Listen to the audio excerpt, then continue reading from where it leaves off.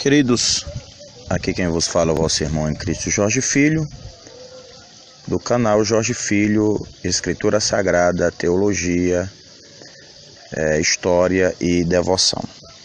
Bom, nós vamos agora finalizar a última parte do vídeo que nós estamos comentando sobre o êxtase, uma realidade espiritual. Bom, no vídeo anterior, nós falamos sobre a influência do iluminismo e do liberalismo em meados do final do século XVI, início do século XVII, XVIII e aí em diante. O iluminismo gerou o liberalismo, que tentou dissecar o lado estático, metafísico, o lado sobrenatural, o lado espiritual das escrituras e da fé cristã. É bem verdade que as igrejas que têm uma teologia mais tradicionais, elas têm uma forte oposição ao liberalismo teológico. Elas acreditam, de fato, no lado sobrenatural, no lado metafísico, no lado estático das escrituras e da fé, no que tange ao período dos escritores, no que tange ao período de Jesus, dos apóstolos e da igreja primitiva. Após o cânon das escrituras, já não há mais nenhuma operação dos sinais, das maravilhas, das curas, da glossolalia, né, e dos dons estáticos como profecias, visões e revelações, né? Bom,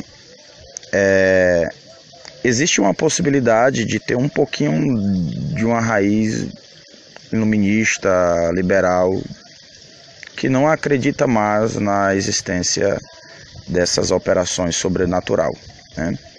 Porém, eu deixo bem claro que realmente a teologia das igrejas tradicionais, elas se opõem ao liberalismo, mas muitos dos teólogos que tradicionalmente tinham essa linha de pensamento teológica, eles foram influenciados pelo liberalismo. Mas no século XX,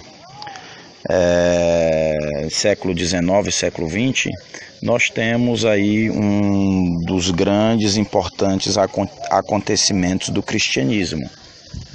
Você sabe que o cristianismo ele passou por períodos históricos de grandes acontecimentos. E no século XIX, século XX, um dos grandes acontecimentos do cristianismo foi o surgimento do pentecostalismo, né? A ideia do pentecostalismo é justamente resgatar o lado metafísico, o lado sobrenatural, o lado estático, como uma realidade contemporânea, como uma realidade atual, tá?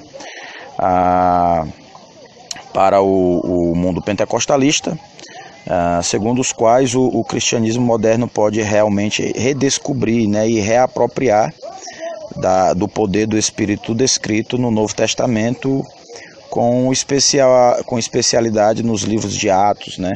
Nos livros de Atos dos Apóstolos, tá?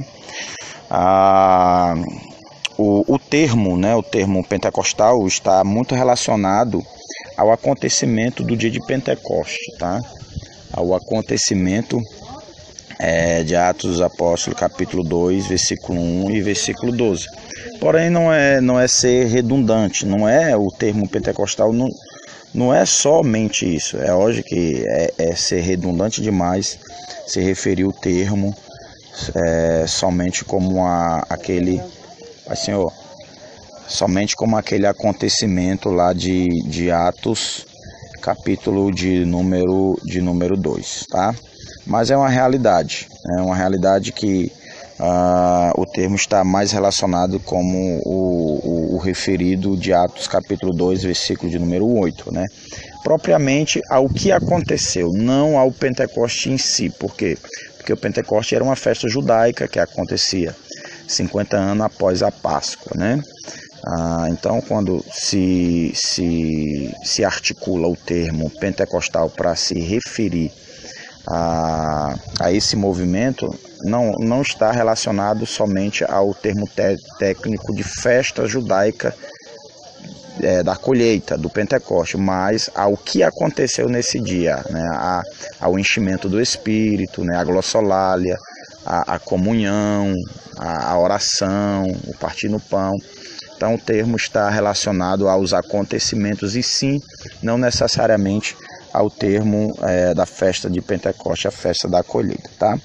Quem fala isso é o próprio Alister McGrath, na página 272 do livro Teologia Histórica. Alister McGrath, que é reitor do Wycliffe Hall, em Oxford, e também é professor de Teologia Histórica na Universidade de Oxford, né? E é autor de várias obras, várias literaturas, tá bom?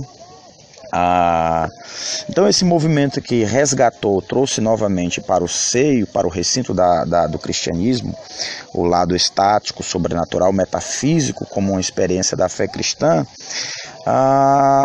ele tem raízes profundas, né? Alguns historiadores acadêmicos dizem que esse movimento ele passa a se desenvolver no século XX, né? Com Charles Fox Parham, né? 1873 e 1929. Porém, nós não podemos ser redundantes somente em especificar que foi nesse período aí, no final do século XVIII para o início do século XIX, né? E século XX. Mas, como o próprio McGrath vai dizer, que é possível argumentar que o movimento carismático ele tem raízes históricas profundas, né? O que aconteceu no dia de Pentecoste, em alguns momentos na história da igreja, já era reivindicado por teólogos e por pessoas da fé cristã. Você já tem o próprio montanismo ali, eu acho que eu não lembro agora se é no século II, III, mas que reivindicava assim no período deles ainda a atualidade das manifestações estáticas, né, do Espírito Santo, né? Não só os montanos, depois sempre de uma forma esporádica, mas sempre na história existia alguém que reivindicava a atualidade contemporânea dessas manifestações estáticas, tá? Então nós não podemos redundar que foi ele, Charles Fox Parham, o criador da ideia da contemporaneidade, da atualidade, né? Eu atribuo primeiro ao divino, a Deus, e segundo lugar, existem raízes profundas, históricas, de homens e mulheres na história da igreja em todos os períodos que reivindicaram essa obra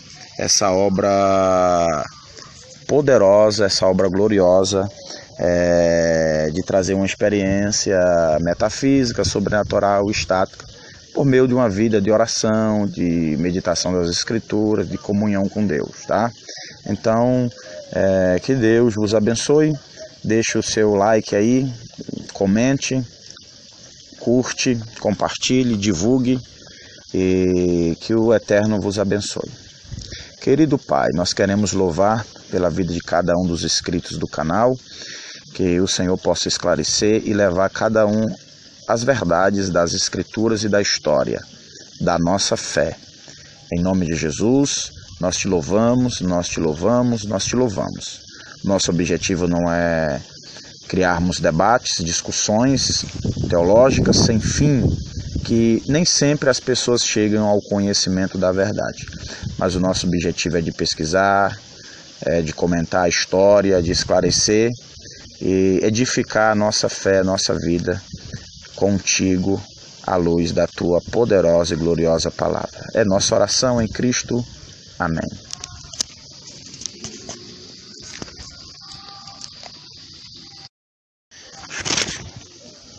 Queridos, aqui quem vos fala é o vosso irmão em Cristo, Jorge Filho, do canal Jorge Filho, Escritura Sagrada, Teologia, História e Devoção.